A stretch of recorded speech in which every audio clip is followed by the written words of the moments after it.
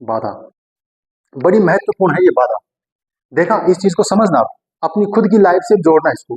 आवश्यकता, नौकरी आवश्यकता है, उद्देश्य बनाया डीट, ग्रेड फर्स्ट, ग्रेड सेकंड, बाधा आना शुरू हो गई। अब यहां पे अनुभव की चीज है।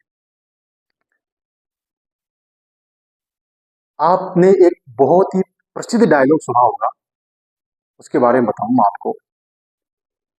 सुना है कि यदि आप किसी चीज को बड़ी शिद्दत से चाहते हैं तो पूरी कायनात आपके साथ लग जाती है। ये डायलॉग सुना होगा, मैंने भी सुना है। पहले मैं भी मानता था, अब नहीं मानता। अनुभव कर लिया जीवन में, अनुभव कर लिया, सच बता रहा हूं। कोई कायनात साथ नहीं देती। इन बाधाओं से खुद को लड़ना होगा, इन बाधाओं से खुद को लड़ना होगा। यदि आपने भी अपने दिमाग में ये बैठा रखा है कि कायनात साथ देगी, तो इस चीज को दिमाग से निकाल देना। कोई कायनात साथ नहीं देने वाली है, कोई कायनात साथ नहीं देगी। नोट कर लेना इस बात को। बाधाओं से खुद लड़ना होगा, खुद को तत्परता दिखानी पड़ेगी। बाधाओं से लड़ने के लिए खुद को तत्पर होना पड़ेगा।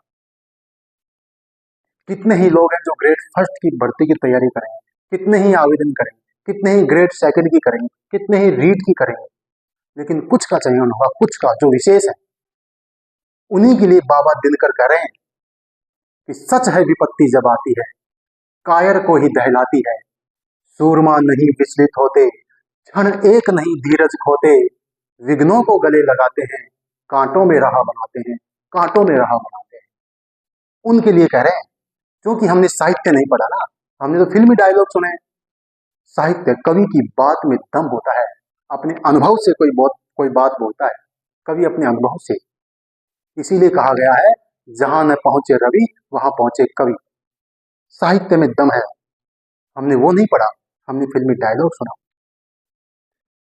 बाधाएं आएंगी, क्यों नहीं आएंगी, बाधाएं आएंगी, उनसे लड़ना होगा।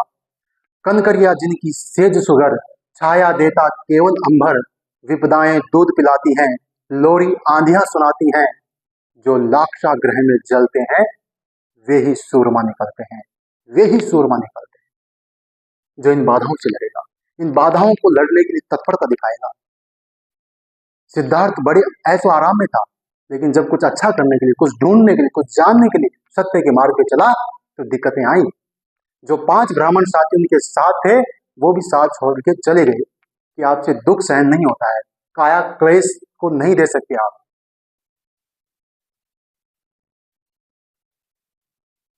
तो ऐसा नहीं है, बाधाएं तो आएंगी, दिमाग से निकाल देना। यदि आप तैयारी कर रहे हैं तो पहले चरण आवश्यकता, उद्देश्य बना लिया, अब ये स्टार्ट हो जाएंगे, बाधाएं आना स्टार्ट हो जाएंगी। इनको यदि आप पार करने की आप में हिम्मत है, जज्बा है, तो ही तैयारी करना, वरना कोई मतलब नहीं है। ये आएंगी, 100% आएंगी, 100% है।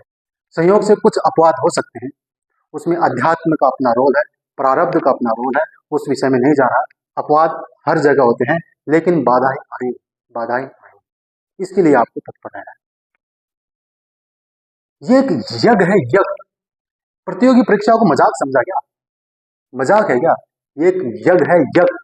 और यज्ञ में आहुतियां दी जाती हैं।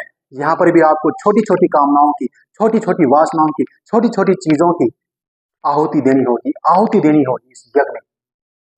तब ये यज्ञ सफल होगा और तब तुम्हें अपना मौका मिलेगा।